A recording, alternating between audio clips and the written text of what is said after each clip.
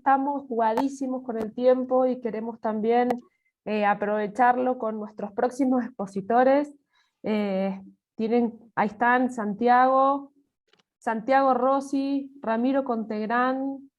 Ramiro, ¿estás habilitado ya como para arrancar antes de presentarlos? Estamos. Ahí estás. Bueno, perfecto. Voy a contarles un poco quiénes son ellos. Ambos, Santiago Rossi y Ramiro Contegrán, tienen más de 20 años de experiencia profesional en las áreas de comunicación, prensa, asuntos públicos, campañas políticas y opinión pública. Santiago Rossi es licenciado en periodismo de la Universidad de El Salvador, cursó una maestría en gestión de comunicación de las organizaciones en la Universidad Austral y fue becado por el Instituto de Cooperación Iberoamericana en Producción y Realización Radiofónica en el Instituto Oficial de Radio y Televisión Española. En el ámbito privado fue director de prensa de muchas agencias. En el ámbito público fue asesor en el Congreso Nacional y en la legislatura porteña, director de comunicaciones de ANSES y tuvo a su cargo la comunicación del Ministerio de Turismo de la Nación. Es coautor de libros, es titular de cátedras de maestrías y fue premiado con los EICON de Oro en las categorías Relaciones con la Prensa y Asuntos Públicos. Vamos con Ramiro Contegrán. Ramiro Contegrán es licenciado en Comunicación Social de la Universidad de Ciencias Sociales y Empresariales y licenciado en Ciencias Políticas de la UBA, con un posgrado en Asuntos Corporativos. En el ámbito privado ha sido consultor y ha asesorado a diversas empresas, y en el ámbito público trabajó en el Congreso de la Nación como asesor parlamentario. Fue consultor también del Banco Interamericano de Desarrollo. Bueno, Ramiro, Santiago, bienvenidos, agradecidos todos nosotros por tenerlos con nosotros. Les dejamos la palabra a ambos y muchas gracias nuevamente por acompañarnos. Gracias, Celina, por la presentación. Gracias a todos. Gracias, Mario, por la primera convocatoria. Una alegría volverte a ver, aunque sea de esta manera.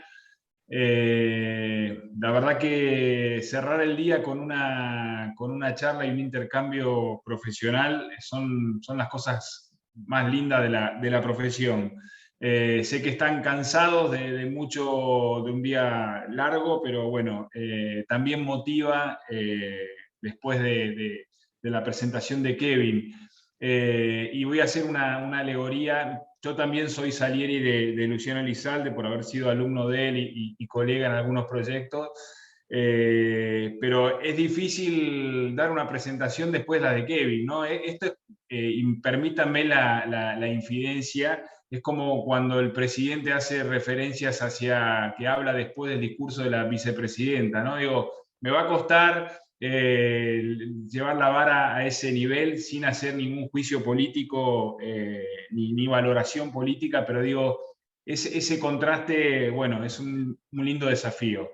La idea que tenemos con Ramiro, con quien estamos trabajando ahora desde la consultoría, en realidad puntualmente Kevin hacía referencia a los asuntos públicos. Nosotros asesoramos hoy a diversas empresas nacionales e internacionales en lo que es la relación entre lo público y lo privado, un poco por la experiencia política de haber trabajado en el sector público y en distintas organizaciones.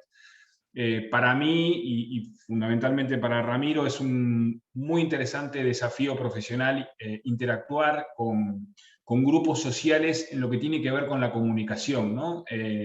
Creo que para quienes ejercemos los asuntos públicos y la comunicación, mejorar y profundizar esa relación que tienen, lo agrupo en formato de grupos sociales, valga la redundancia, los jueces, las fuerzas de seguridad, los médicos, digo, cada uno viene con su formato, su construcción, y es un poco lo que planteaba Kevin recién, que me pareció interesante. Esos últimos slides son realmente de una presentación de un mes de una maestría, ¿no? Con cosas muy concretas, ¿no? La construcción de lazos de confianza, el lenguaje claro, el ponerse en el lugar del otro, pero bueno, la idea, para no ir spoileando la presentación, utilizando un término que estamos acostumbrados en esta época de pandemia, es contarles y intercambiar también con ustedes cuestiones que tienen que ver con la comunicación en el contexto en el cual estamos metidos, no solamente los consultores, los medios y las instituciones, ¿no? En ese triángulo isósceles que plantea Dominique Bolton, ¿no? Que es ese peso de fuerzas en lo que tiene que ver con esa relación dinámica que se da en ese triángulo de tres puntas, ¿no? Valga la redundancia. Voy a compartir una presentación que tenemos preparada.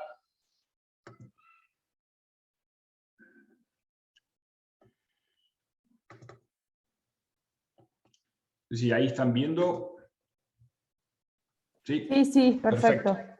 Bueno, creo que la idea principal de esta presentación tiene que ver con la tecnología, y es un poco el primer input que Mario y su equipo me dio el año pasado o a principio de este año, porque uno tiene esa sensación que la pandemia generó como un 2020 bis, ¿no? Estamos en el 2021, pero hay veces que el 2020 es parte del inicio del 2021.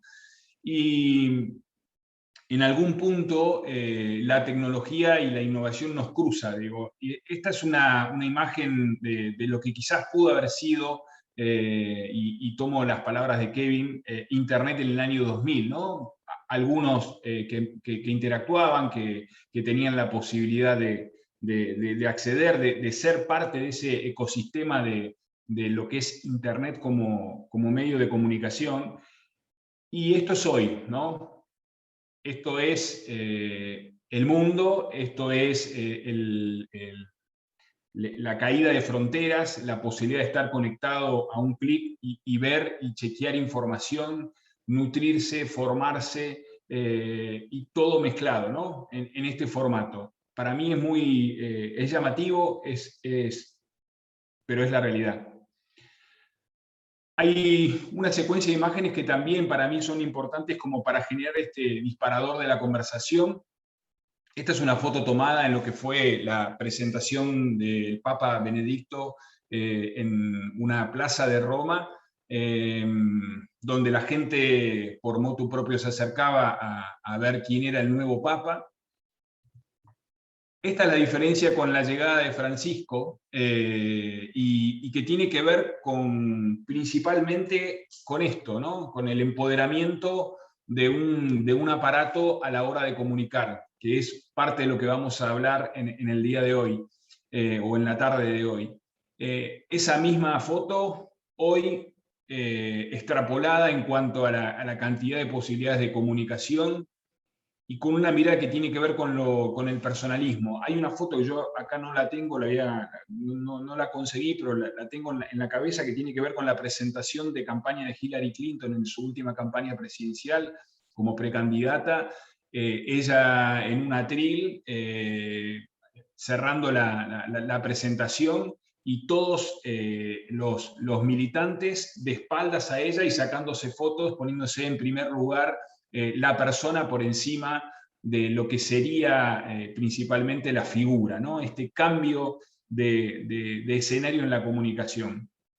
Hay una foto que acá no está, que quedó en otra presentación, que tiene que ver con la pandemia y que fue una foto de mucho impacto, y siguiendo esta línea en lo que tiene que ver con la plaza del Vaticano, que es la imagen del Papa Francisco hablando solo en el día de la pandemia, sin nadie, solo él, con toda su inmensidad, las cámaras que lo tomaban, y en ese lugar donde estuvo en ediciones anteriores cantidad de gente, hoy no hay nadie. No solamente la justicia, las instituciones, la política, las empresas, tienen que convivir principalmente con esto, ¿no? Con usuarios, con personas que se informan con distintas plataformas al mismo tiempo, y esto no me voy a meter en cuestiones que tienen que ver con la edad o con la posición social, ¿no? Vivimos en un mundo con una foto similar a esta, aquellos que tienen acceso pueden estar en una misma situación con un teléfono celular, con una computadora, con un televisor, con un impreso. En ese formato, las personas de hoy se comunican, interaccionan, consumen. Y en algún punto, y digo, para dejar algunas definiciones de lo que tiene que ver como medio, con lo que se llama la comunicación de masas, lo que hicieron o lo que hizo la tecnología fue romper esa intermediación entre el emisor y el perceptor, ¿no? O receptor, digo, receptor ya es un término viejo, pese a que hoy continúan siendo intermediarios y generadores de agenda en la discusión, sobre todo en lo que tiene que ver con, digo, y ahora remito a mi recorrida por el interior del país, en lo que tiene que ver con los medios provinciales, ¿no?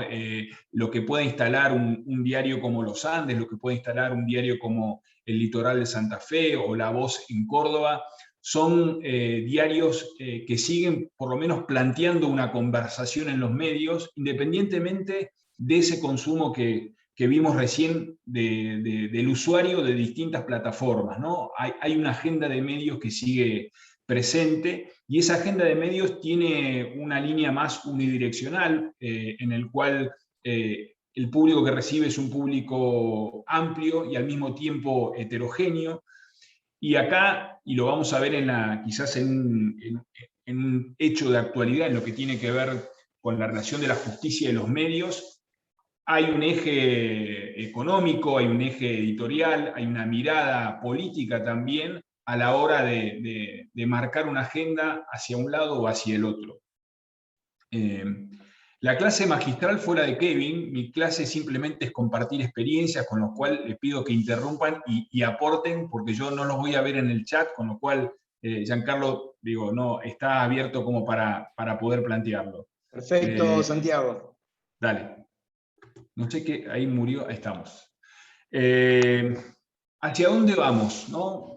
Recién planteaba esa imagen de ese proceso antes de la pandemia, de lo que fue la presentación de Francisco en Roma. Vamos a un modelo de transformación digital en lo que tiene que ver con la comunicación, ¿no? A un escenario hoy ya es muy distinto a lo que era 10 años atrás o 15 años atrás. Yo en lo personal, mi primer trabajo fue en el año 93 en el Congreso, asesorando a un diputado que después fue secretario de Estado, y y yo mandaba fax, hacía prensa a los medios y mandaba fax a las redacciones, algo que si hoy se lo quiero explicar a mi hijo de 18 años, me va a costar explicarlo y él directamente no va a tener la capacidad para entenderlo. Entonces, ese proceso de transformación digital genera y exige a las instituciones, a las personas que representan las instituciones, retos para una pelea despareja, que es lo que vamos a ver el sábado quizás en el entrenamiento. Hoy el formato planteado, y este ejemplo que traía a colación, que tenía que ver con esa imagen de Hillary Clinton, es el formato de la personalización en la comunicación, ¿no? La persona por encima de la institución, ¿no? El peso de la persona y cómo la legitimidad, la construcción de reputación, la mirada que se pueda tener de esa persona hace y condiciona la comunicación. Este es un ejemplo que después lo voy a compartir como para que también puedan explayarlo y no quedarnos solamente en la presentación, de un caso que tuvo quizás la primera gran pelea entre un medio tradicional y de peso editorial como el New York Times y Twitter como nuevo medio o red social de respuesta. Y esto fue hace unos años. Tesla lanzó un modelo, un híbrido, y como todo lanzamiento lo que hizo fue convocar a la prensa especializada para que pudieran usarlo, para que pudieran tomar contacto con el vehículo. Y un periodista del New York Times que ya tenía una mirada crítica acerca de esta nueva línea que tenía Tesla, era un hombre que venía más de la línea tradicional de los automóviles, llevó el auto a un nivel de estándar y de utilización que provocó resultados negativos en lo que el auto podía dar. Eso lo que hizo fue que el auto no funcionara como tenía que funcionar y a la hora de escribir la crítica, como todo crítico no solamente de arte, de cultura, los críticos de autos son también muy complejos a la hora de abordar, es como Ego, el de la película Ratatouille, fue muy dura la crítica. Y Elon Musk, cuando se encontró con eso, dijo, acá hay algo que está mal. Yo puedo velar por lo que tengo como compañía, puedo velar por lo que es el automóvil, y empezaron a revisar cuestiones que tenían que ver con el funcionamiento, mucho más duro, con el hard del automóvil, y se dieron cuenta que el periodista había fraguado y había utilizado cuestiones que no estaban estipuladas en ese control que ellos podían llegar a hacer. La respuesta fue una serie de tweets, un hilo de tweets de Elon Musk, tirando por la borda lo que el medio había publicado. Obviamente Elon Musk, la cantidad de seguidores no es la misma que tengo yo. O sea, si me hubiera pasado a mí con 2.500 seguidores en Twitter, no hubiera generado el impacto que tuvo él. Pero él, desde su cuenta personal, no la cuenta de la compañía, no un medio que podía ser contrapuesto, uno acá en una lógica por ahí más binaria de la construcción de los medios hubiera dicho, bueno, salgamos en un medio de la oposición a marcar una diferencia, una contracara, plantear una conversación. No, él dijo, esto lo defiendo así porque es mi manera de defender, y el resultado fue que después tuvo que el medio retractarse. Entonces, este es un modelo de personalización. Quizás hoy se ve principalmente en la red social, en Twitter, como respuesta ante algún tipo de consumo o de un usuario que está desencantado con algo, va y lo vuelca ahí, y puede ser que eso no genere un impacto que no sea agenda pública, pero sí puede generar conversación y sí puede generar un rebote en otros medios. Bueno, esto es un poco el detalle de esa presentación. Otro punto que me parece importante, digo, como concepto para acompañar, tiene que ver con la cultura de la recomendación, ¿no? El primer eje, la personalización. El segundo punto, en lo que tiene que ver con esa construcción de reputación.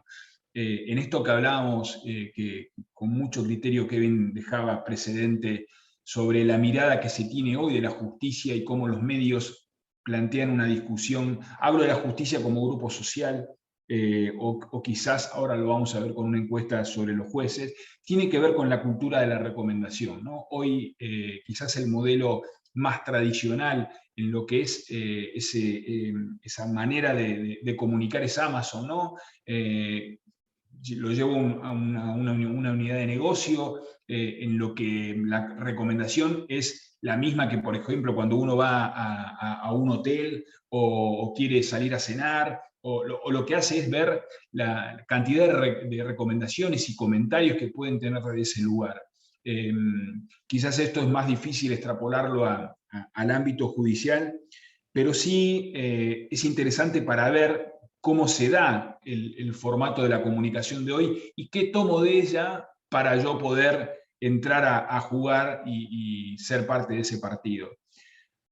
Las empresas entendieron y empresas que tenían pauta muy fuerte en los medios de comunicación, como el caso de Tenaris, entendieron que las redes sociales eran un canal de esa ruptura de intermediación con los medios, y que podían publicar cuestiones que tenían que ver quizás mucho más abierta, más transparente, para vincularse con el medio con el cual están interactuando. En este caso Facebook, que quizás es una red social muy utilizada en el interior. Hoy nosotros estamos trabajando con una asociación que nuclea, que es un sector vinculado al agro, y realmente a priori uno podría pensar que el medio o la red social más interesante para intercambiar información puede ser Instagram o Twitter como contenido, y uno ve que la bajada que genera Facebook a la hora de posteos, a la hora de conversación, a la hora de ida y vuelta es mucho más importante.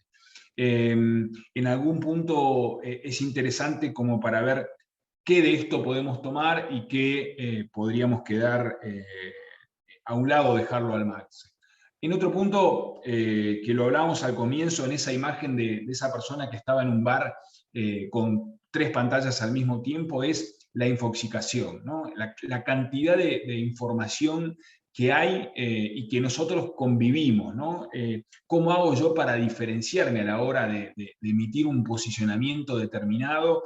¿Cómo hace, vuelvo a la escena de ese joven con menos canas que ahora, que era asesor del diputado, para que la posición de ese diputado esté reflejada el otro día en los medios cuando había 257 diputados, ¿no?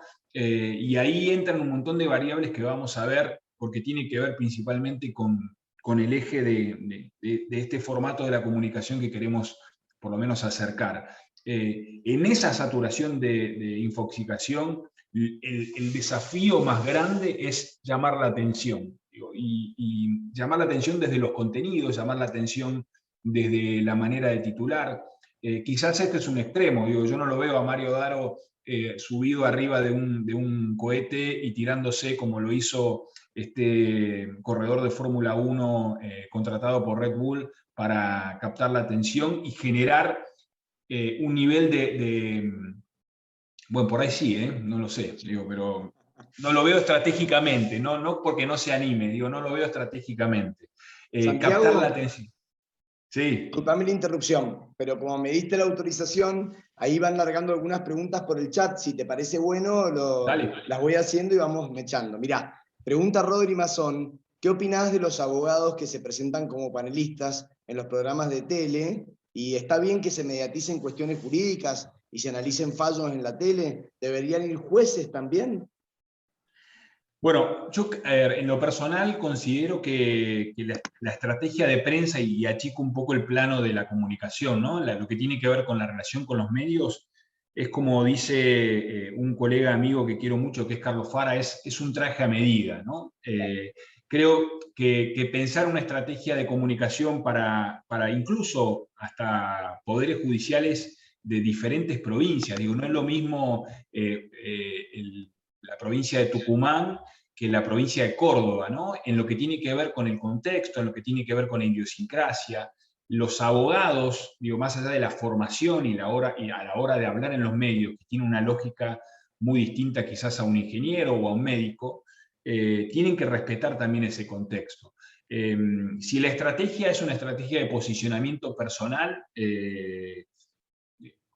yo creo que es equivocada, ¿no? Creo que hay canales para comunicar, no solamente en la primera línea, ¿no? Hay una figura en lo que tiene que ver con esas estrategias de comunicación, que son los terceros validantes. ¿Y qué es esa figura que, como digo yo, son los alfiles, ¿no? Los alfiles del rey y la reina, que son los que salen a hablar o a posicionar un tema, que son creíbles y que en algún punto instalan esa conversación.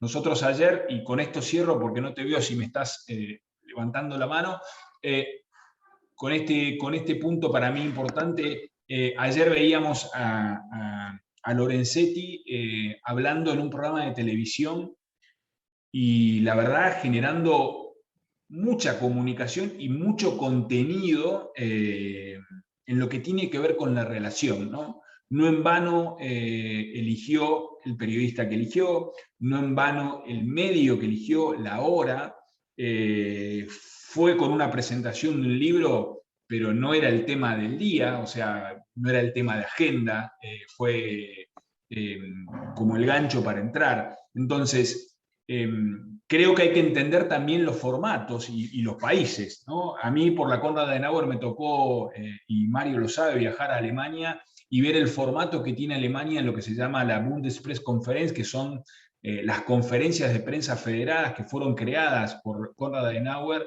o el gobierno de Konrad Adenauer después del nazismo. Y que era un formato donde la política tenía que rendir cuentas todos los días como control de gestión. Y en ese punto, ahí voy a estar mejor, aunque parezca un gamer. Y en ese punto, que me parece importante, eso funciona en un país como Alemania. La Konrad Adenauer quiso implementarlo acá como modelo y no fue tanto por la política, sino por los medios. Cuando hicimos la primera reunión, que yo fui parte de ese equipo organizador, que se convocaron a periodistas de primer nivel, no solamente periodistas de medios gráficos, quizás más vinculados a la política, que por ahí no eran muy conocidos para la opinión pública en general, pero sí para el microclima, pero también había figuras del prime time de los medios, y recuerdo, y no voy a ser respetuoso de la confidencialidad, pero una periodista conductora de televisión, cuando empezamos a plantear cómo iba a ser el formato, cómo iban a ser las conferencias, lo primero que dijo fue, pero ¿cómo yo voy a estar detrás de la cámara y la cámara no me toma? Y entonces el alemán representante de la Fundación Adenauer, con un alemán español medio raro, dijo, pero ¿qué pasa? Que ustedes no son importantes. El importante es el político, el presidente, el gobernador. Bueno, ese cambio tiene que ver con lo estratégico y con el contexto. Digo, hay formatos de comunicación que funcionan y otros que aquí en Argentina son inviables. Para mí, si me preguntás, el formato de panel es un formato casi similar a lo que fue CQC en los primeros años en el Congreso, ¿no? Tienen una lógica de ridiculizar y es muy difícil poder plantear una idea. ¿Cómo hago para explicar un fallo judicial?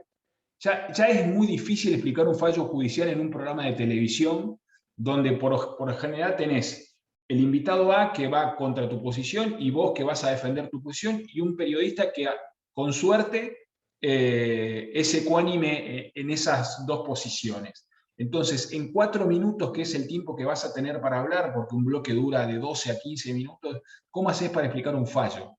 Que quizás lleva años de proceso. Bueno, eso es lo complejo. Si a eso sumamos el formato de panel, es mucho más difícil, porque realmente ahí hay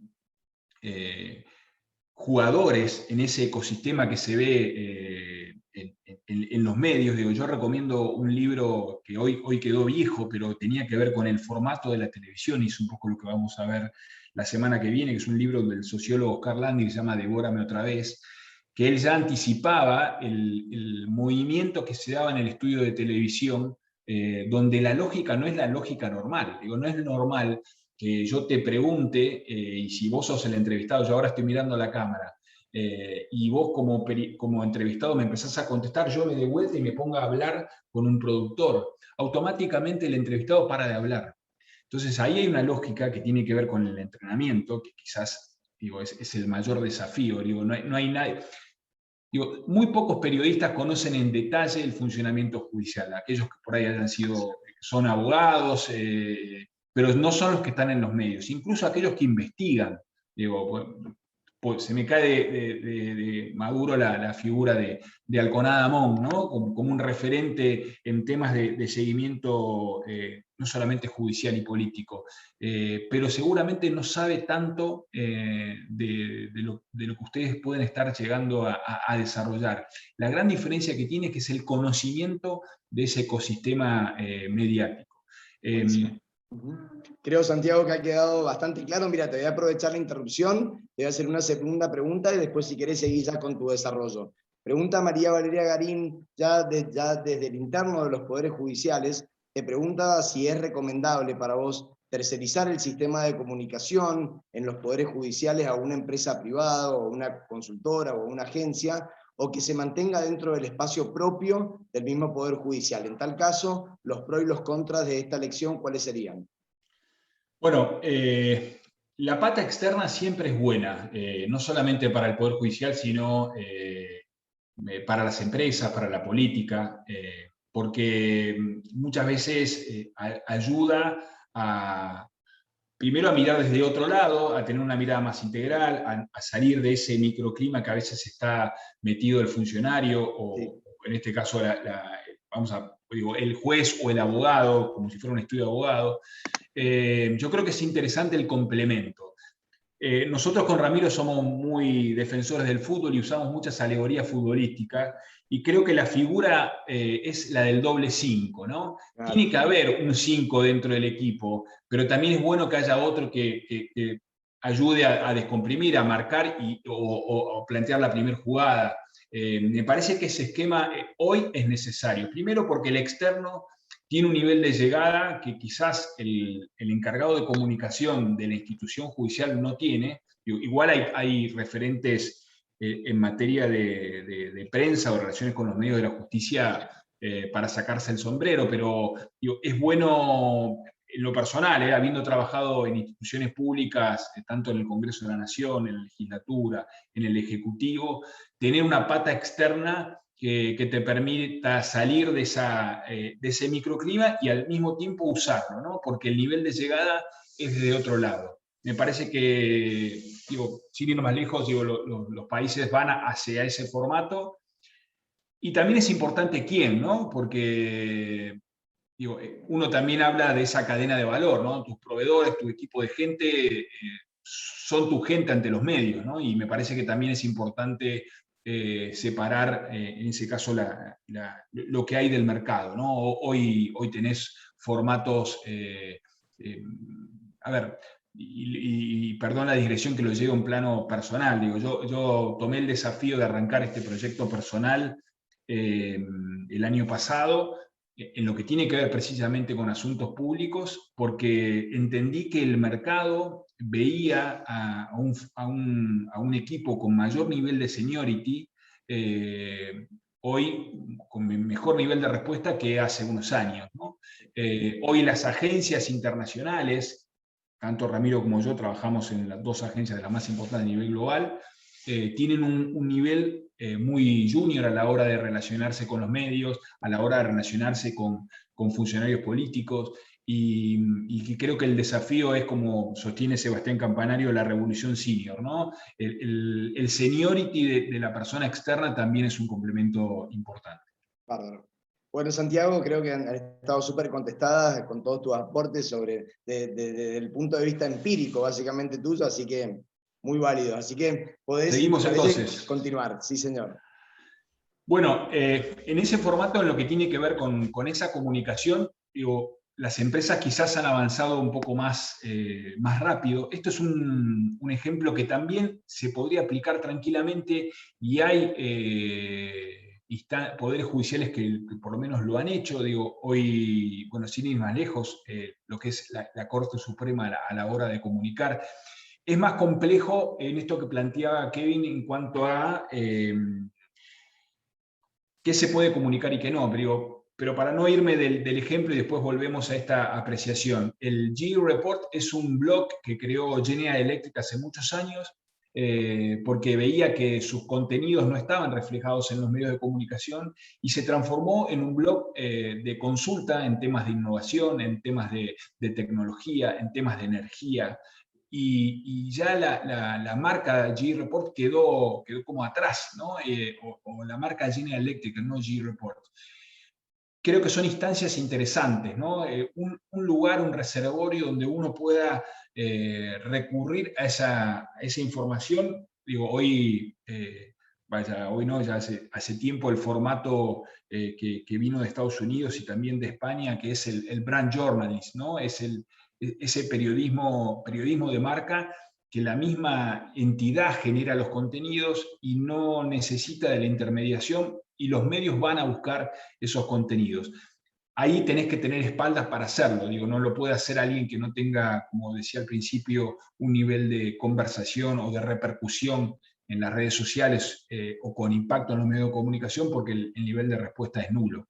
En este formato, para mí, otro punto que cruza todas las instituciones es el formato de la hipertransparencia, ¿no? Hoy, quizás, si yo tuviera que definir un diferencial a lo que eran, lo voy a situar en las empresas para no herir susceptibilidades, es... hoy es muy común ver al CEO de una compañía hablando en los medios de comunicación. Digo, una persona como Pagani, una persona como Pérez Compán, digo, eso 30 años atrás no pasaba. O sea, nadie conocía quién era el CEO de una compañía. Y hoy es necesario que el CEO hable y cuente cuál es su proyecto de empresa, su proyecto de inversión, qué vinculación tiene con las comunidades donde trabajan. Y porque la opinión pública te juzga, la opinión pública establece algún criterio valorativo, y este formato de ley de transparencia para mí está centrado en la coherencia, ¿no? Entre lo que digo y lo que hago, ¿no? Esa necesidad de coincidir estos aspectos.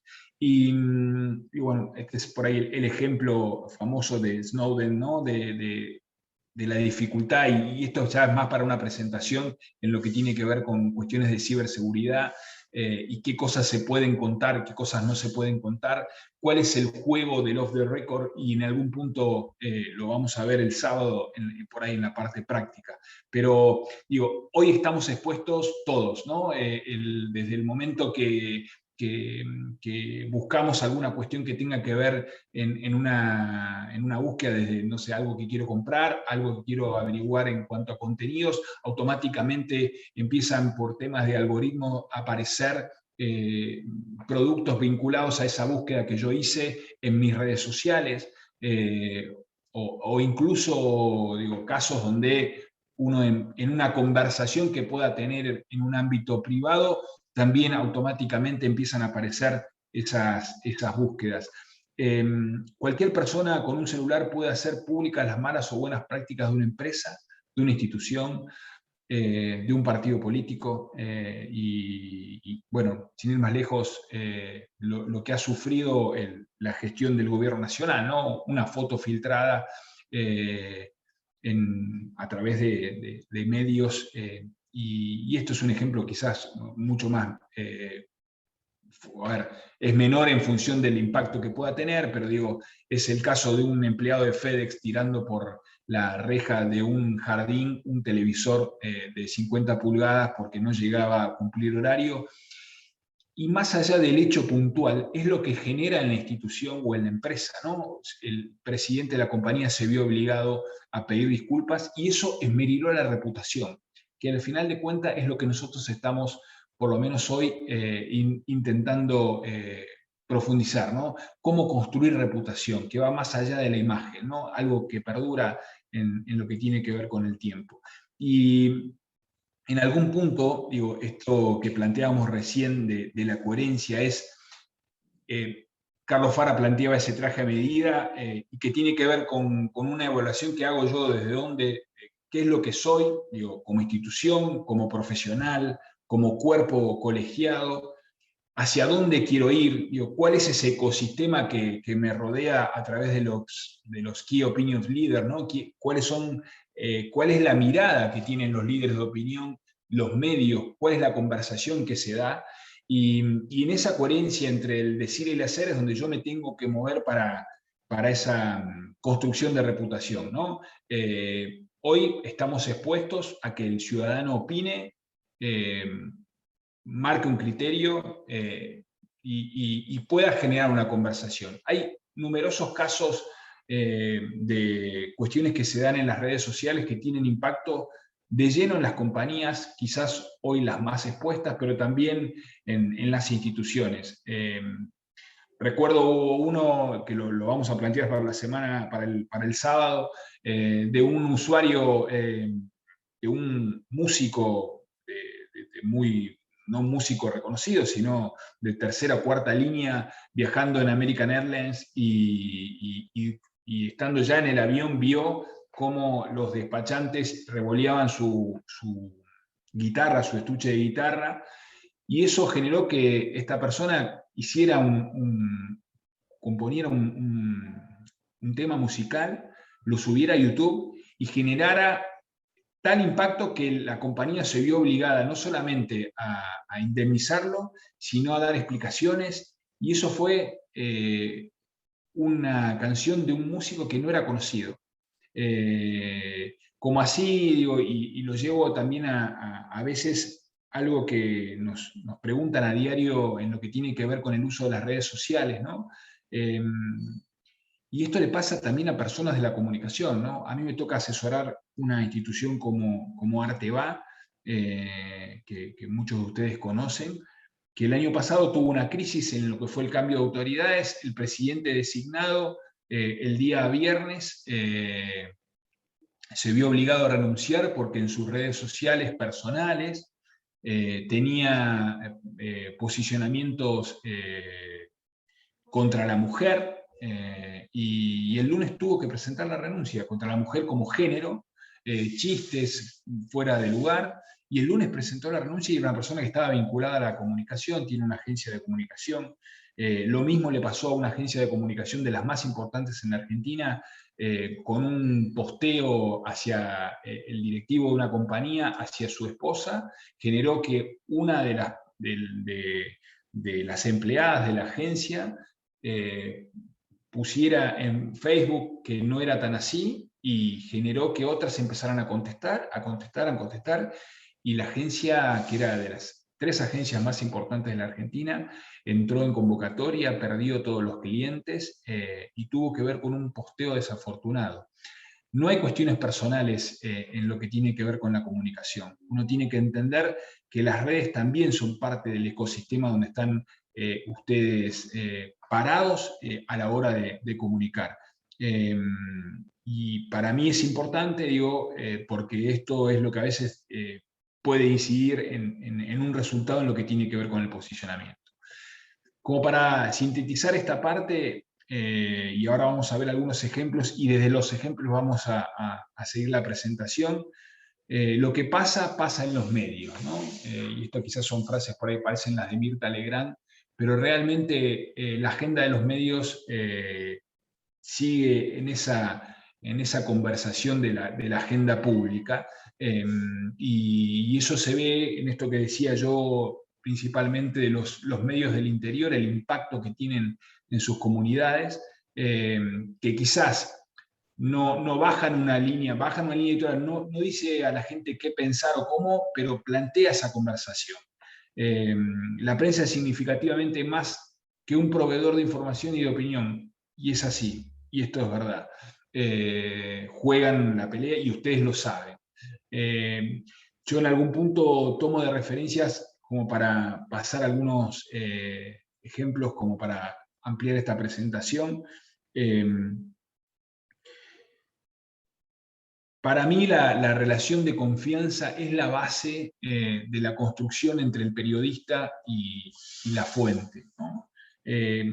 Y a mí me tocó trabajar en el plano personal con muchos periodistas políticos que hoy están como secretarios de redacción en los medios nacionales, y lo que hice yo a lo largo de este tiempo fue siempre decir la verdad, o por lo menos cuando no quería fijar alguna posición, buscar la manera y no ser yo la persona que lo diga. Esa construcción de confianza, ese vínculo, sabiendo que los intereses son contrapuestos, porque el periodista va a buscar algo de lo que ustedes no quieren contar, y lo que ustedes quieren contar al periodista no le interesa.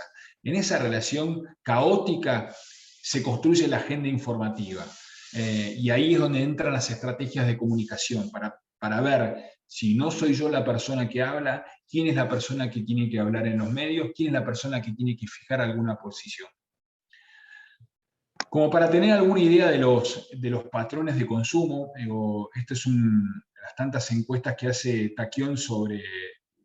Rami, yo no quiero monopolizar la presentación, como no te veo, metete, esto es como, volviendo al término futbolístico, cabecear la pelota, porque yo centro los tiros. Santiago, sí. ¿Te animás a responder una preguntita mientras tomás agua y ya te volcás a estos paneles que tenés? Mira, te preguntan que es interesante, me parece, para ver ese límite finito, ¿no?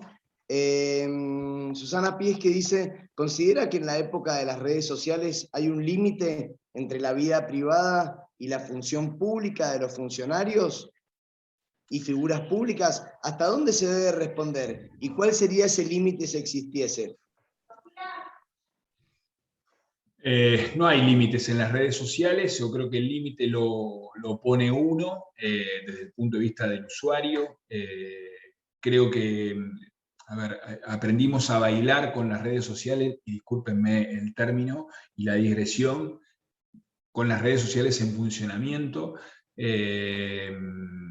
Lo que aparece en las redes sociales es lo que uno, digo, yo no creo en el formato de un header en lo que es Twitter diciendo estas son opiniones personales, ¿no? Las opiniones personales también le impactan a la compañía, también le impactan a la institución, y pueden generar un ruido comunicacional a una compañía y a una empresa o a un dirigente político o a una institución. Y cito con un ejemplo, hace unos años el community manager de Starbucks publicó en una relación del gobierno nacional con las empresas muy difícil, esto fue en la presidencia la primera presidencia de Cristina Fernández de Kirchner, un tuit que tenía que ver principalmente con un problema que estaba teniendo la compañía, que por temas de importación no podía importar las tapas de los vasos de plástico y tenían que recurrir a tapas nacionales. Y el cerrado no era el mismo. Entonces, por una cuestión de vincularse con su público objetivo, que tiene que ver con quién es sus seguidores en Twitter, pidieron disculpas. Y eso generó una discusión del gobierno nacional con la compañía, que después la compañía se tuvo que sentar con Moreno para explicar que había sido un tuit de vinculación directa con el usuario. Digo, cuando uno abre las puertas a los medios, cuando uno abre las puertas a las redes, la conversación entra. Y por eso digo, acá el desafío es entender que todo es comunicable, todo genera impacto en mayor o menor medida. Y cierro con esto y lo llevo a la prensa. Muchas veces cuando uno pacta una nota con un periodista que quizás no tenga mucha confianza, pero es la necesidad porque es el medio que está siguiendo determinado tema, uno siente que de la entrevista pactada salió bien, pero el periodista es periodista desde que entra hasta que se va. Y el periodista va a mirar el escritorio, va a mirar cómo se comporta esa persona con su secretaria o con su secretario, cómo es su movimiento, y para eso el periodista, todo eso es comunicable. Entonces, en las redes pasa algo similar. Yo siempre sostengo que las redes, más allá de la ruptura, de la intermediación, tienen un formato muy similar a los medios de comunicación. No hay mucha diferencia entre un tweet de 280 caracteres y un videograph que aparece, o el zócalo que aparece en una entrevista cuando le hacen a un funcionario o a un juez o a un abogado en la televisión. No hay mucha diferencia, el tema es quién lo está diciendo. Entonces, el límite, como bien dice la pregunta, es finito. Yo el consejo, si me permiten, y no soy quien para darlos, pero digo, por la experiencia, es pensar 3 segundos antes de apretar el botón de send. Esto, para mí, el desafío gráfico es encontrar el equilibrio entre ser dragón y escupir fuego y tragarse sapos, ¿no? Digo, uno puede dar la pelea sin quedar expuesto en la primera línea, ¿no? En ese intermedio se tiene que mover. Bueno, Santiago, muchas gracias. Gracias por el aporte. Andiamo avanti. Rami. A ver, yo en realidad es para ratificar muchos de los conceptos que dijiste. Yo soy más duro en la línea de lo que ustedes quieran del ámbito privado que se mantenga privado, no lo hagan público. Y esto es hasta el chat de padres de colegio, porque los que representan a una institución, sea judicial, empresarial, representan 24 horas esa institución. Y les pongo un ejemplo muy concreto. El año pasado, en noviembre, hubo un escándalo, un problema con Pablo Matera, que era el capitán de los Pumas, por una serie de tweets complejos que había reposteado 10 años atrás. Y la exigencia que le hacían a Pablo Matera por esos tweets de 10 años atrás, cuando tenía 18 años, era en función de su carácter de capitán de los Pumas ahora. Entonces, a Matera le asignaron el carácter de capitán de los Pumas para atrás también. Entonces, por eso digo, hasta en el chat de padres de colegio, ustedes están representando a las instituciones a las que pertenecen. Entonces, bueno, ese es el concepto clave. Si quieren que sea privado, que sea del ámbito privado. Yo muchas veces antes de postear algo, que posteo muy poco, siempre pienso, bueno, ¿cómo me sentiría con este posteo a 2 años, a 3 años, a 5 años? ¿Lo podría sostener? ¿Me molestaría que alguien lo leyera o lo viera? Bueno, esa cuestión. Tener cuidado con la incontinencia verbal. Para agregar un par de cositas de Santiago, el tema de los abogados que van a estos paneles de gladiadores como intratables. Ellos tienen una lógica, un negocio que han hecho de eso, que les es funcional. Por eso, digamos hay que tener cuidado cuando esto decía Santiago de un juez por ahí participando de esto, va a quedar atrapado en una lógica que va a ser muy difícil que la pueda manejar. Y en la relación de confianza entre los periodistas y las fuentes necesitan eso, confianza y tiempo. Remarco esto que dice Santiago, decir, bueno, es una construcción que no vamos a tener confianza con un periodista en 15 días. Se necesitan años para construir esa relación de confianza y poder transmitir algunos mensajes. Esta filmina puntual, a mí me interesa mucho por esto del traje a medida, que es lo que un especialista en comunicación les puede ayudar a pensar, que es qué formato, en qué contexto, en qué momento es el apropiado para transmitir un mensaje. Acá del lado derecho están lo que es las generaciones distribuidas por edades. La Z, la Y, la X y los baby boomers. Y si ustedes ven, a la izquierda tenemos el promedio de consumo de medios de comunicación, pero después tenemos el promedio de cada una de las generaciones. Entonces, si yo le quiero transmitir algo a la generación Z, y no es por la radio, no es por los grandes diarios argentinos, va más por redes sociales. Bueno, viceversa, en los baby boomers, ahí hay más espacio para lo que es la televisión. Entonces, esas cosas, digamos, son las que nos ayuda un consultor en comunicación, un especialista, a dimensionar para cada momento, para cada contexto.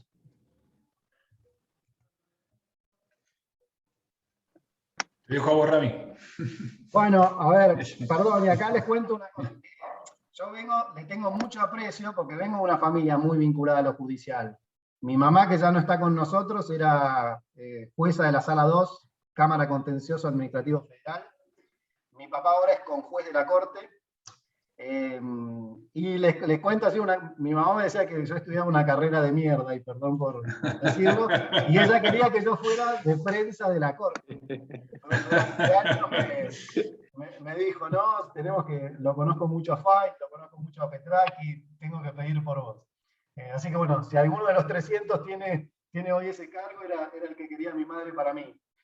Ramiro, sí. se te escucha bastante bajo y como medio lejano. No sé si tenés posibilidad de ponerte o más cerca o algunos auriculares. Me voy a poner un poquito más lejos, porque me parece que lo toma de abajo. A ver. Y esta encuesta, que es de la Universidad San Andrés, toma la percepción de los distintos colectivos. Bueno, lamentablemente el judicial es el peor de todos. Esta es una foto de mayo, puede ser que haya habido algún cambio, pero siempre estamos hablando de los últimos 3, 4, 5 puestos. Bueno, en esta incluso, digamos, abajo del FMI, que acá en la Argentina tiene una imagen muy negativa, de los sindicatos. Esto es un poco con esto retomando lo que decía Kevin, para contextualizar por ahí algunas necesidades de transmitir, de comunicar algunos mensajes claros. No se te escucha, Santi. Gracias, Rami. En este marco que planteaba Ramiro, a mí me tocó trabajar durante 2 años junto a Manuel More Araujo en Ipsos, ¿no? En la consultora de opinión pública.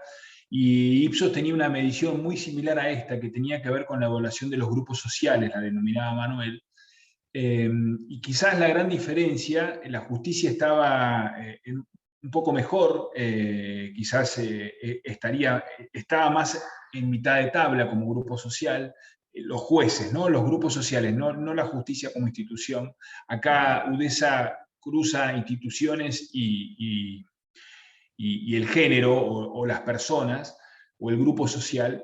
Y la gran diferencia tenía que ver con que la opinión pública, por lo menos del corte, estoy hablando desde la década del 90 hasta la actualidad, valoraba con mayor, de manera más positiva, aquellos que generaban conocimiento, aquellos que como el caso de los científicos, los educadores, o que generaban trabajo, y castigaba, para decirlo de alguna manera, a la figura de la representatividad, ¿no? a los representantes. Tenía una mirada crítica. Tiene algunos puntos de similitudes con esta de la UDESA.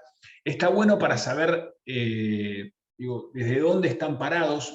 Nadie mejor que ustedes conocen la valoración que tiene, ¿no? Esto que decía Kevin acerca de lo que se piensa de, o lo que saben de, y dónde te ubican, ¿no? Y quizás no es la realidad, quizás la realidad económica difiere mucho de lo que pueda percibirse en ámbitos, en lo que tiene que ver con ámbitos de decisión. Entonces, nos parecía importante plantear, porque la idea de la presentación está centrada en ejes en lo que tiene que ver con esa comunicación de la representatividad, en conceptos como la construcción de confianza, el traje medida, aspectos de la vinculación entre lo público y lo privado, pero al mismo tiempo dentro del escenario de los medios y con las redes sociales cruzando. Y hoy esta es la foto que puedan dar las encuestas de opinión. A ver. Bueno, vamos a poner como en ejemplo cuestiones que tienen que ver con la comunicación y que los toca de cerca, ¿no?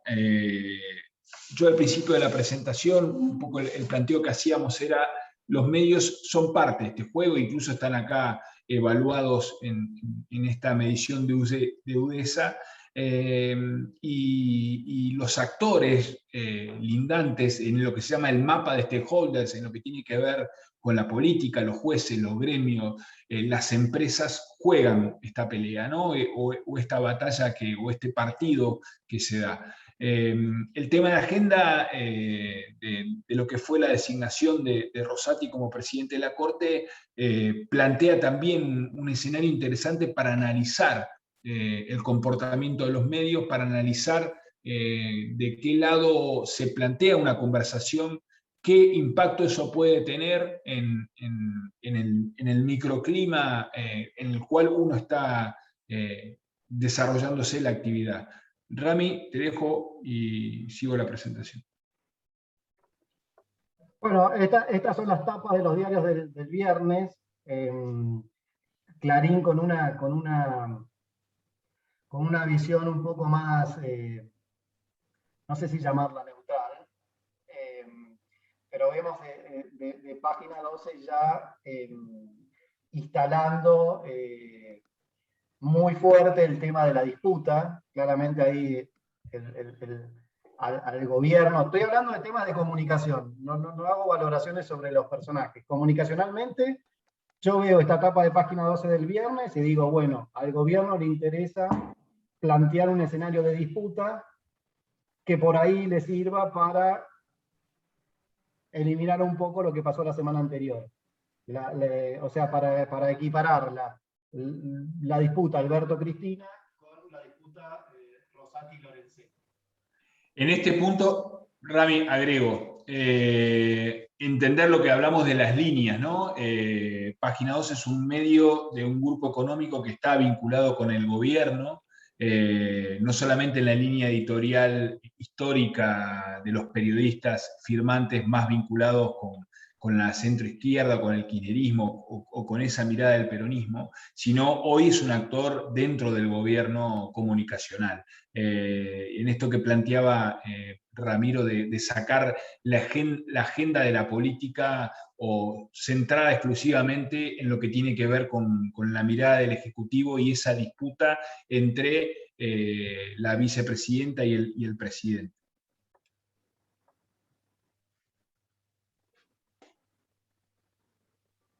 Rami.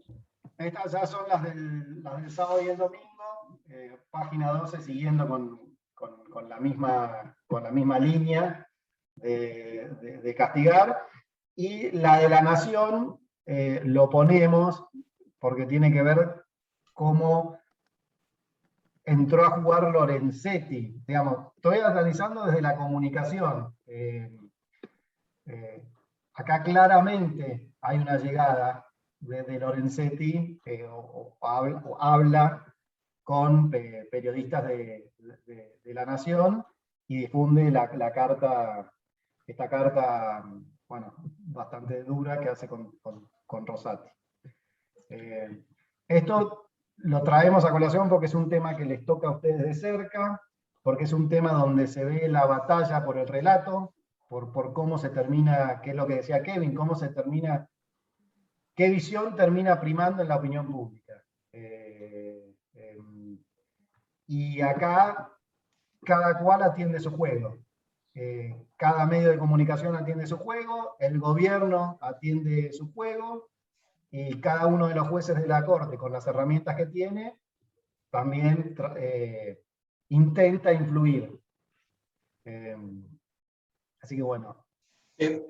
Es parte de esa conversación, digo, hay una agenda informativa que quizás el viernes estuvo, el sábado lo vamos a compartir, digo, estuvo en la agenda del día, de los diarios, no solamente nacionales, sino también provinciales, ¿no? La designación del presidente de la Corte, pero ya después, esto que planteaba Ramiro, va migrando, y eso es lo que tiene que ver con la noticiabilidad de los temas, ¿no? El tema queda circunscripto a un anuncio, o comienza toda una operación de respuesta, y que el tema es como, llevándolo a términos televisivos, es si mide o no mide, ¿no? Y hay que ver cómo hago para estirar ese tema.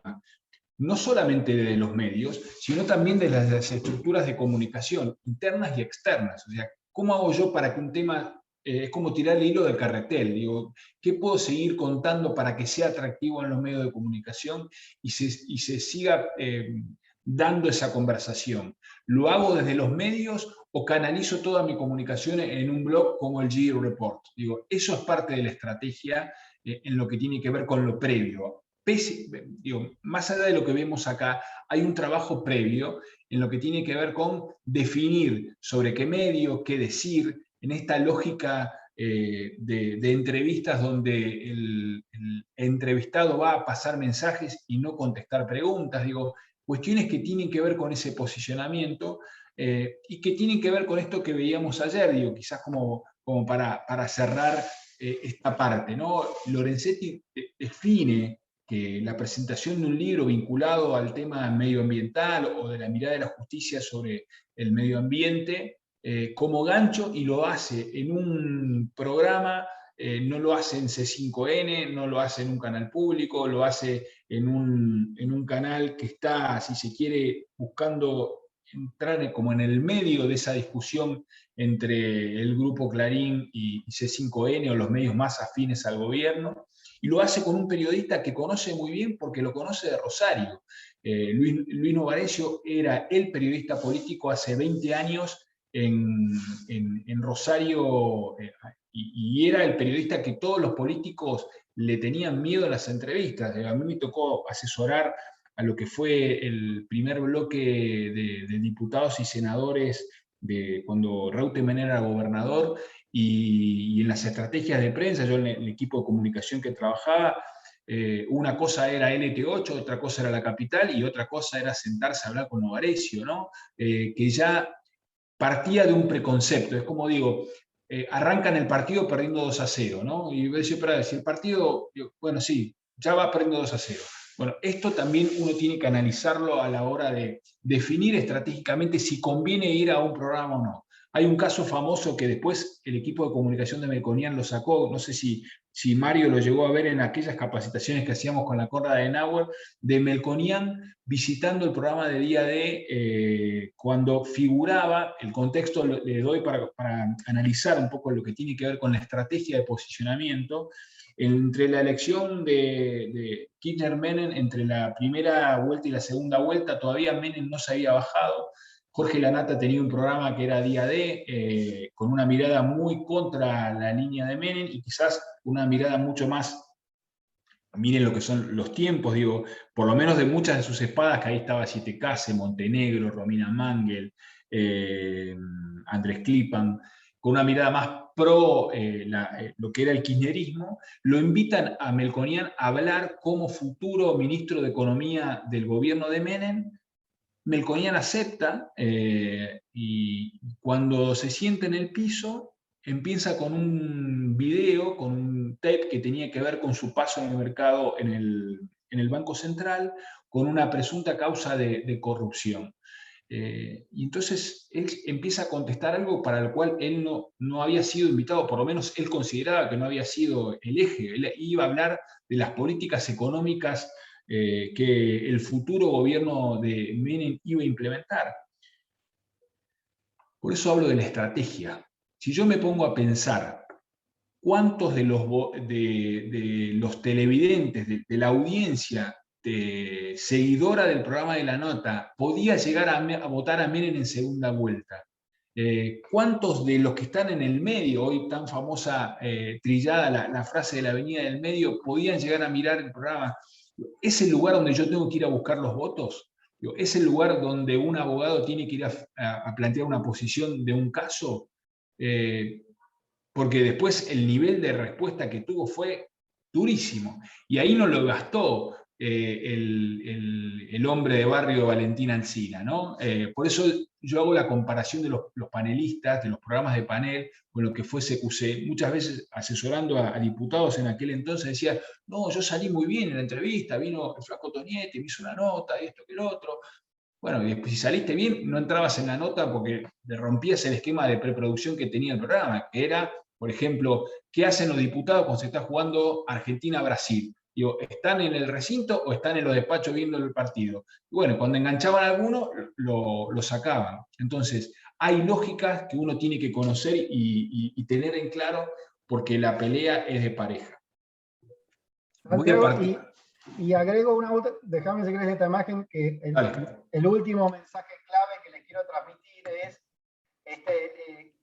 el juego entre dos conceptos, que es problema de comunicación o problema de gestión. Nosotros teníamos un jefe que era José Antonio Llorente, que era el fundador de Llorente y Cuenca, que es una de las consultoras más grandes de Hispanoamérica, que todas sus presentaciones las terminaba como una foto muy parecida a la que está ahí en La Nación, sí, de un barco que se incendiaba. Un barco que se estaba incendiando en el medio del mar. Y él terminaba diciendo, esto no es un problema de comunicación. Acá se incendia el barco, o sea, acá por más que construyamos mensajes claves, enviemos un buen orador a la televisión, tengamos influencers, el barco se incendia. Entonces, sí dilucidar cuándo a veces son temas de gestión que hacen y cuándo son realmente de comunicación. Voy a cerrar esto y a ver si puedo ver. ¿Se ve? ¿Se escucha? Si no se escucha, sigamos el videógrafo. Voy a dar un marco. Esto lo tenía que haber pasado al comienzo. Esta es una película de 1958. Es una película de John Ford. Y a mí lo que me interesa de esto es plantear cómo la televisión fue hace unos años, hoy tiene que ver con las redes sociales. Y no ha cambiado mucho en cuanto al formato, en lo que tiene que ver con el lenguaje audiovisual. Esto que Kevin decía de no utilicemos el argot o la línea o el microclima de la forma de hablar que tenemos, o que tienen los abogados o los jueces en los medios de comunicación masivos. Digo, no es el ámbito. Tenemos que buscar la manera para que lo que yo tardo un año en la elaboración de un fallo y en el proceso judicial digo, explicarlo con un título. Esta conversación se da en un viejo alcalde que decía que ella era su tiempo de salida, y un periodista, en este caso es Spencer Tracy, contando lo que él veía de la política y cómo estaba parado él, y en ese escenario ya no podía entrar. Bueno, no ha variado mucho, ¿no? 1958, hoy siguen besando niños, yendo a las esquinas, hablando con José de Río Cuarto, el Kevin de Aldo Bonzi. En eso no ha cambiado. Lo que ha cambiado es la comunicación. La comunicación es lo que generó el cambio radical en lo que tiene que ver con principalmente a la hora de plantear un posicionamiento. Este es otro ejemplo que yo lo voy a pasar todo, es un caso que ha generado un antes y después en la vida de este funcionario, y tiene que ver con esto que planteaba yo al comienzo, en lo que es la estrategia de posicionamiento y decir cuál es mi traje medida. Conviene dar una entrevista a un medio, en este caso el marco, para que sepan qué estamos viendo, es un ministro de Economía dando una entrevista a una cadena extranjera, una periodista quizás no muy conocida, corresponsal, que estaba en Argentina haciendo un trabajo, una cobertura, y en un esquema de poder de comunicación muy particular. Esto se dio durante la presidencia de Cristina Fernández de Kirchner, donde la lógica de comunicación, la que comunicaba era la presidenta, y la comunicación era una comunicación radial. Ella activaba y desactivaba funcionarios, ¿no? Había momentos que aparecía el ministro del Interior, y otros momentos que aparecía el jefe de gabinete, y otros momentos que aparecía el ministro de Economía. Y en los momentos estelares aparecía la entonces presidenta. Esa estructura fue quebrada por algo que parecía que por lo menos que no iba a resultar complejo para el ministro entrevistarse con una periodista de calle de una cadena europea, en este caso griega, simplemente porque le hizo preguntas que cualquier periodista le puede hacer. Digo, acá no estamos frente al Conadamón, Pañi o Roberto García, pero a veces las preguntas que son más coloquiales o más desde el lugar común son las más complejas para responder. Bueno, le saco el audio. Santiago, la estás pasando tan mal como Lorenzino. ¿Sí? No, la no, estoy pues pasando mal. La estoy pasando mal, era la frase. No me quiero ir, él decía me quiero ir. Me quiero ir, que eso generó un hashtag. Bueno, este marco es, la entrevista de Lorenzino la da el mismo Ministerio de Economía, porque después de una jornada de trabajo habían dicho, bueno, vamos a hablar de los temas que teníamos hoy en agenda, y la periodista lo que hace es preguntarle sobre la inflación, y no es que le estaba preguntando cuánto era el índice de importación de la Argentina en el año 30 a tal país. No, era un tema de actualidad, o sea, es como a ustedes le pregunten sobre algún artículo de la Constitución argentina. Digo, hay cuestiones que tienen que ver, que van más allá del cargo con el cual ustedes están en ese momento en una entrevista televisiva o radial.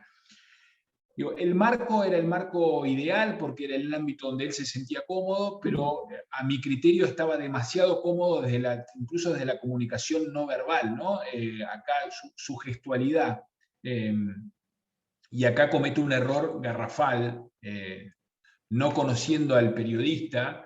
Él decide cortar la entrevista y empieza un diálogo entre la periodista y la jefa de prensa fuera de cámara, pero con el micrófono abierto. Y esto fue muy similar a lo que pasó con el presidente uruguayo Valle en lo que fue una mirada muy crítica de la Argentina, haciendo referencia a Barrio Nuevo, donde le generó un conflicto con Duhalde en su momento. Después, con el tiempo, lo que se entendió es que también había una bajada, o por lo menos un mensaje que quería dar Uruguay hacia Estados Unidos, porque estaba en una negociación con respecto a un préstamo del Fondo Monetario y necesitaba diferenciarse de Argentina y eso lo hizo en la cadena Bloomberg, con lo cual había también un tema estratégico. Pero acá Santi, no. Sí. Mira, ahí sobre el audio, si clicas parece como que está, por lo que alcanzamos a ver, como que está anulado el audio. Donde Sí, lo anulé yo recién, ¿eh? Ah, ok. Lo anulé para poder hablar, porque si no yo lo escucho y no sé por qué no lo pueden pasar. Pero bueno, lo voy a buscar bien para ver si lo puedo acomodar en esta computadora para el sábado para verlo. ¿Por qué muestro este ejemplo? Tiene que ver con, fundamentalmente, ahora no puedo ni salir de pantalla. Acá está. Dejar de compartir. Y acá los vuelvo a ver. Fundamentalmente tiene que ver con ese paso en lo que tiene que ver con lo estratégico, ¿no? Yo hablaba de que acá la persona que comunicaba era la presidenta en esa construcción radial, y él equivoca no solamente las formas, sino que hay un tema de formas realmente no acorde a la investidura, ¿no? Yo siempre cuento el ejemplo, en el lapso que estuve como director de opinión pública en Ipsos, me tocó ir a distintos programas de televisión a hablar de encuestas, como hoy podemos ver no sé, a Germano, a Giacobbe, y yo me preparaba para la televisión, sabiendo cómo iban a ser las entrevistas y demás, con una lógica de pasar mensajes, y bueno, a veces me iba mejor o peor, ¿no? Y yo siempre, en ese entonces, mi abuela vivía, y era con la primera, ella me llamaba, me mandaba un mensaje, y te vi muy bien. Entonces cuando yo le preguntaba, le digo, bueno, ¿qué te pareció lo que dije? ¿Qué te parecen los datos? Digo, mira, la verdad que no sé, no escuché mucho, no entendí mucho lo que decías, pero te vi muy bien. Ese te vi muy bien tiene que ver con lo mismo que planteaba recién en la película de Last Supper de Spencer Tracy, ¿no? Decía, la televisión y el lenguaje no verbal, el peso que tiene. Hay sociólogos que dicen que tiene un peso para mi criterio desmedido, ¿no? Yo creo que el contenido, sobre todo en lo que tiene que ver con las funciones que un grupo social como la justicia tiene, va más allá de la forma, ¿no? El contenido tiene un peso, lo que sí uno tiene que determinar sobre qué medio trabajar, sobre qué red social hacer un trabajo de posicionamiento. Esto es igual que la técnica del rumor en los pueblos. Digo, ahora están las redes sociales para generar conversación, y antes era a la salida de la iglesia que se juntaban dos parroquianos a hablar de tal funcionario o tal comentario. Digo, el formato es lo que hace también al contenido. En este punto para mí es importante darle prioridad a lo estratégico. Yo no sé, a ver, me fui mucho en la presentación y estamos con una presentación todavía mucho más extensa ahora, con lo cual les propongo lo siguiente, viendo el tiempo que nos queda y teniendo lo del sábado, no cortar esa presentación y hacer un intercambio con ustedes ahora y meter la presentación en el día sábado para no dejarla a mitad de camino. Bueno, Santiago, dos cosas. Una es que Roberto consiguió descargar el video. Si querés que lo veamos con audio, lo compartamos. Dale, perfecto. Dale, Robert. A mí después me gustaría hacerte una pregunta, Santiago. Dale. Y a Ramiro, a los dos. Podría haber puesto solamente este video y hablar sobre el video. La primera reflexión que tengo es, vivimos en un microclima, porque yo daba por sentado que lo habían visto todos y veo que no. O sea, eso es interesante también para reforzar el concepto de la infoxicación, ¿no? Está claro que cuando sucedió esto, quizás no hace tanto tiempo, digo, pero no había esta instancia que tenemos hoy de tanto bombardeo mediático y de conversación por parte de las redes. Para mí acá hay algunos aspectos muy interesantes de cosas hacer y qué cosas no hacer. En realidad son más las que no hay que hacer que las que hay que hacer. En primer lugar, en lo que tiene que ver con las formas, hay palabras que tienen un nivel de respuesta y una connotación totalmente distinta.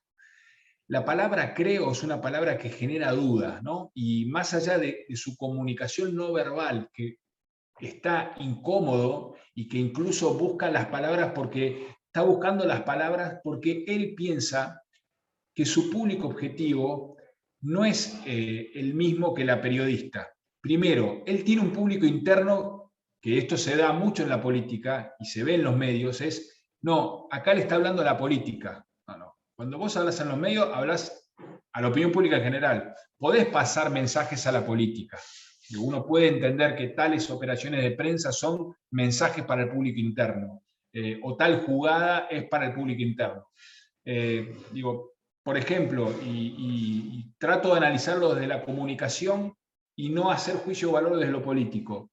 Cuando fue el hecho del conflicto suscitado en el gobierno nacional entre la vicepresidenta y el presidente, Massa convocó a una reunión urgente, y apareció en los medios, con todo su equipo del Frente Renovador. Y el equipo era la esposa a cargo de AISA y el ministro de Transporte del riñón de él. Y eso era como si fuera una reunión cumbre de política nacional, y después operó en los medios qué había pasado, y no hablaba en los medios.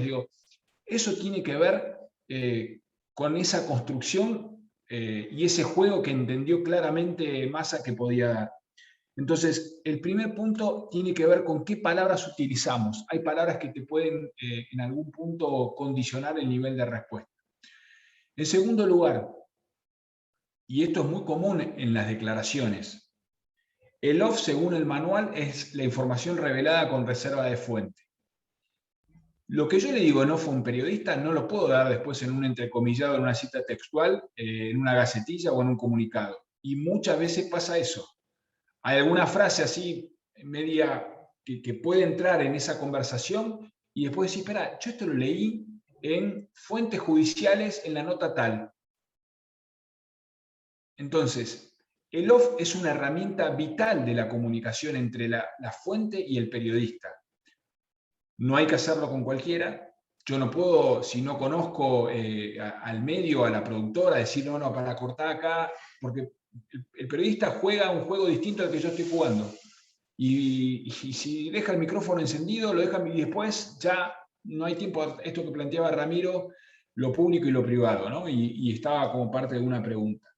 Entonces, mi criterio es, cuando uno hace una vinculación periodística en el estudio, en el ámbito, en un despacho, si son funcionarios, todo es en on. Siempre es mejor aclarar, decir, bueno, mira, mi conversación es en off. Si vos necesitas alguna textual, yo te la paso, pero toda esta conversación es en off. Hay formatos de off, y también lo citaba Kevin en uno de los puntos, que tienen que ver con ayudar a entender al periodista. Los norteamericanos lo llaman deep background, que no solamente no revelan la fuente, sino no pueden usar la información por determinado tiempo hasta que la fuente lo autorice. Y eso es entender los contextos judiciales, ¿no? El tiempo, el proceso judicial. Porque puede ser que un periodista, y cito de nuevo, y disculpen, Alconada Amón, tenga un conocimiento. Ahora viene Juan Pérez del diario Clarín, por nombrar un diario, no voy a ser despectivo hacia los medios, que trata sociedad y que te viene a buscar a vos porque el tema entra dentro del eje de la agenda de sociedad, pero no es un tema que sociedad siga. Yo lo tengo que explicar al periodista el contexto para que entienda ese proceso, porque a la hora de escribir, como bien decía Kevin, puede escribir cualquier cosa. Yo decía, che, pero si este tipo me dijo que entendía, y ahora no, se ve que no entendió, o se ve que uno no fue claro en esa contextualización, y que eso es una información, como dicen los alemanes, en nivel 3, o deep background, como dicen los norteamericanos, que tiene que ver con que el periodista no puede usar la fuente y no puede usar la información, solo es para el entendimiento. Y este es el segundo punto. Y después el tercer punto tiene que ver con la lógica local. Y esto se ve más en la política que en la justicia. La relación interpersonal que uno puede generar con los medios, seguramente los referentes periodísticos de los Andes quizás cursaron la facultad con algunos de los que viven en Mendoza, o mandan los chicos al colegio y comparten un ámbito social, pero no es lo mismo que La Voz del Interior, no es lo mismo que La Nación, y mucho menos que la cadena griega que viene a cubrir un tema de coyuntura que no tiene nada que ver con lo que yo estoy desarrollando. Entonces, la lógica de, no, yo lo conozco, si nos juntamos a comer asado, no, el funcionamiento es otro. Y partimos de una lógica de relación diferente. Lo que él busca, yo no se lo quiero dar, y lo que yo le quiero dar, a él no le interesa. Y en otra premisa que tiene que ver con algo que Lorenzino no hizo, y lo dije yo en mitad de la presentación. El desafío es pasar mensajes y no contestar preguntas. El aire lo llena el periodista. Si yo siento que yo contesté el mensaje, si yo ya pasé mi mensaje, yo a esto, previo a una entrevista, lo que hago es, primero, saber quién es el periodista, tener un perfil del periodista, qué medio me va a entrevistar, bueno, todo lo que tiene que ver con la previa. Después, tener un statement y un position paper de lo que yo voy a decir, adaptarlo para el medio que lo voy a decir y darme por satisfecho si yo, ante cada pregunta, contesté lo que yo quería. Y ahí se da ese juego de relación compleja, donde el periodista va a querer buscar, de alguna manera, y yo voy a tratar de salir con la técnica de bloqueo puente y me voy al terreno que yo quiero y diciendo, bueno, no, digo, esto que usted me lleva ahora para nosotros es importante, pero hoy la ciudadanía de la justicia está esperando, boom, y ahí paso el mensaje que yo quiero desarrollar. Digo, pero no entrar en esa lógica donde el que maneja la entrevista es el periodista. Estoy adelantando muchas cuestiones de las que vamos a ver el sábado, pero para mí estos tres conceptos eran claves, ¿no? Las formas, no solamente la vestimenta, sino las formas de cómo decimos las cosas. Hay palabras que no podemos utilizar en los medios de comunicación porque generan duda a la hora de la persona que está viendo. Las reglas de lo que tiene que ver con el off y con el on. Y no menospreciar al periodista. Hay un momento que no sé si lo captaron cuando la jefa de prensa dice, mira, yo te voy a explicar, porque vos quizás no entendés. Es lo peor que le puede pasar, sobre todo en el ego que tenemos y en el vedetismo que tenemos de los periodistas hoy. Nosotros también interactuamos con un grupo social con un nivel de vedetismo como el que contaba yo en el ejemplo de la Fundación Adenauer, cuando la periodista dijo, ¿cómo? ¿La cámara no me toma? Digo, no te toma porque vos no sos lo importante es el ministro de gobierno. En esa relación y en ese baile, como dice el tango, estamos todos manoseados y tenemos que encontrar la vuelta para sacar mejor tajada de esa situación. No sé si quieren intercambiar y ya estamos en tiempo. ¿Qué? Le llegué justo a 21.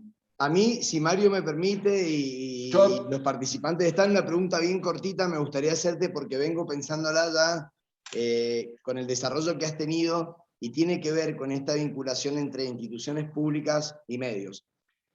Más allá, no me voy a involucrar en las faltas o ausencia por ahí de políticas estratégicas comunicacionales desde los poderes judiciales, eso lo voy a dejar de lado. Pero sí me gustaría saber qué pensás, Santiago y Ramiro, sobre el tema de la pauta publicitaria. Es decir, los poderes ejecutivos, cómo se vincula el tema de la pauta publicitaria con los medios y la ausencia de pauta publicitaria en los poderes judiciales y si eso podría existir y cómo incidiría en todo esto. En dos palabras, o corto. Es muy interesante. Vuelvo al punto de la confianza. Las relaciones de confianza mantenidas y generadas durante mucho tiempo, es como billetera mata galán, confianza mata pauta. Ahora, la pauta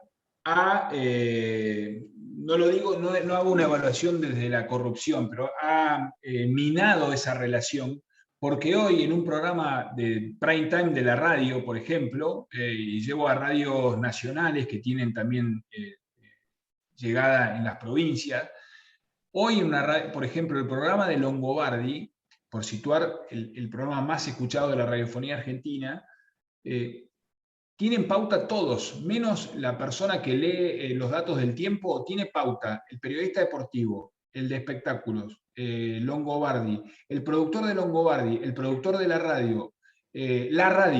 Claro, sí, sí. O sea, no alcanza la billetera para pagar todo eso.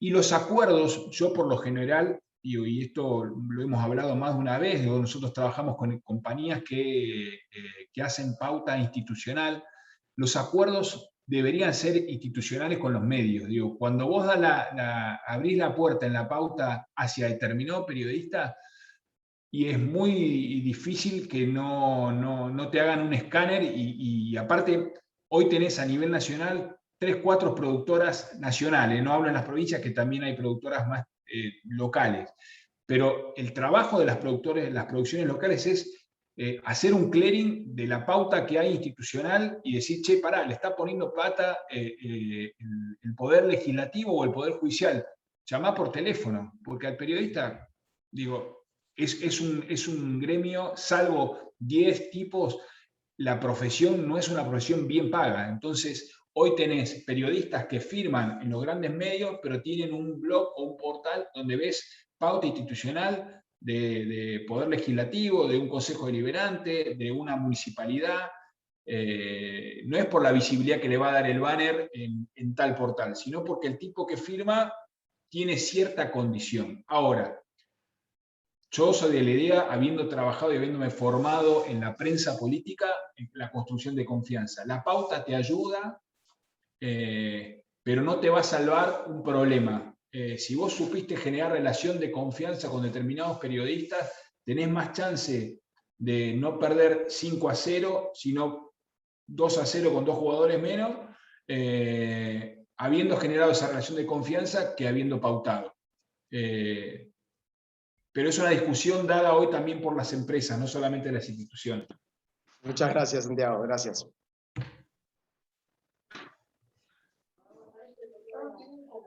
Me parece, Celi, hay varias preguntas, pero bueno, entiendo que el sábado, si querés, Santi y Ramiro, podemos seguir. No sé si queda algo pendiente. Yo he visto ahí en el chat, pero no sé si tenías alguna. Hay varias. Podemos hacer una. Dale. Preguntan qué opinan de la costumbre de los políticos que comunican a través de las redes sociales medidas como muy trascendentes, por ejemplo las vinculadas al COVID, y tal vez demoran la norma legal que las respalda. Aprovechan para ir adelantando las noticias. A ver, en lo personal creo que las herramientas están al alcance de todos, pero no todos les son de igual resultado, ¿no? Obama se caracterizó por ser un hombre de las redes sociales, ¿no? Y Al Gore no lo pudo hacer y tenía las mismas redes sociales que Obama, ¿no? Y acá pasa igual. Hay redes sociales y hay instancias que se pueden comunicar a través de las redes sociales, pero hay otras que son institucionales. Y en este caso esto es ya una mirada por ahí más personal, y lo dejo a Ramiro por ahí si puede tener otra mirada. Hay cuestiones que son formales y hay dirigentes políticos que rompen esa formalidad y que comunican a través de las redes sociales y que generan, al final de cuentas, generan impacto, ¿no? Porque la carta de Cristina desde las redes sociales, desde su blog personal, es como la respuesta de Elon Musk en Tesla hacia el New York Times. O sea, si vos tenés una cantidad de seguidores y ante el primer tweet todos los medios están atentos y repercuten y hacen un rebote de esa información, es mejor que haber dado la nota al periodista más importante de la noche. Digo, tiene que ver con quién lo emite. Ahora, desde lo institucional, yo soy de la idea que hay comunicaciones que siguen un plano institucional. Después habrá que ver si estratégicamente buscar los canales como para llegar a tu público objetivo de otra manera. Clarísimo. Creo, Mario, está sobre la hora. No quedan sí, no sé muchas si quería hablar preguntas. Ramiro. Ramiro, querías.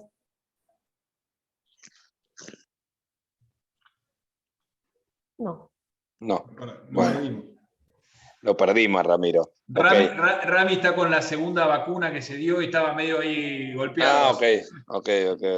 Bueno, Santi, Kevin también, que ya te veo en línea en tu otro rol, y Ramiro, si nos está escuchando, agradecerles a los tres. Creo que ha sido una jornada interesante. Pensamos en esta dimensión también de toda la responsabilidad que tenemos como funcionarios públicos, miembros del Poder Judicial, de comunicar nuestras acciones, de la transparencia, de la apertura. Así que bueno, con expectativa para el taller del sábado. Recuerden, sábado a las 9 de la mañana, horario Argentina, y les queremos dedicar a cámara abierta este aplauso.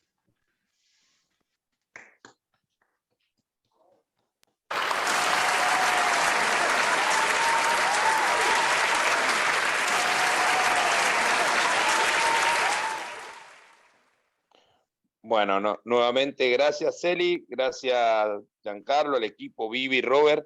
¿Querés, Celi, hacer el cierre? Nos vamos hasta el sábado. Ahora ya me salgo de la vaina, perdón, Celi. Dale, sí. Porque no puedo, va contra mi forma de ser. Hagan el siguiente análisis. Es muy importante el trabajo que están desarrollando y que abran las puertas para profesionales como Kevin, y bueno, que nos abran las puertas a nosotros para intercambiar ideas en lo que tiene que ver con la profesión. Pero digo, acá hay una necesidad realmente de asimilar la comunicación como parte de este ecosistema que tiene que ver con la relación entre lo público y lo privado. Y por más buenos comunicadores o estructuras de comunicación internas y externas, la decisión es de la institución, la decisión es de la empresa, la decisión en este caso es de ustedes. Digo, el desafío está en ustedes. Digo, puede ser Kevin, puede ser Santiago, puede ser Juan Pedro. Digo, pero la decisión de hacia dónde ir y cómo comunicarlo tiene que partir siempre de la institución. Nosotros somos una herramienta y para mí esto es clave y plantearlo y decirlo. Así que muchas gracias. Sí, está claro esto que tenemos que salir a comunicar, ¿no?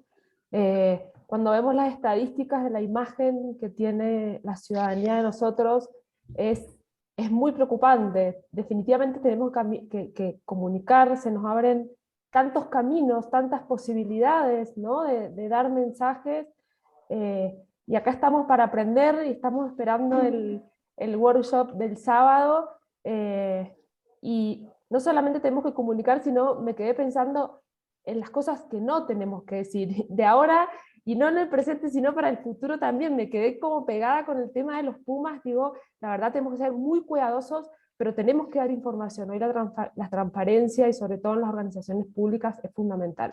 Muchas gracias, Kevin. Muchas gracias, Santiago. Muchas gracias, Ramiro, si están. Nos vemos el sábado. Seguimos con el tema de comunicación. Gracias. Gracias. Buenas noches.